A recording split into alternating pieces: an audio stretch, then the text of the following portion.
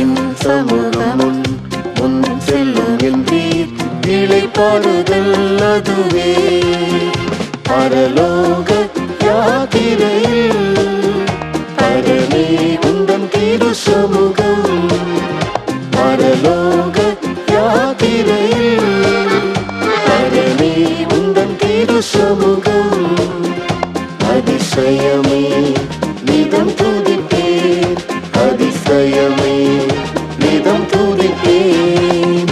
கண்ணீர்களை நான் கடந்திடும் வேளை என்னுடன் இருப்பேன் என்றே. ஆறுகளின் மேல் புரளுவதில்லை, அக்கினி தகிப்பதில்லை.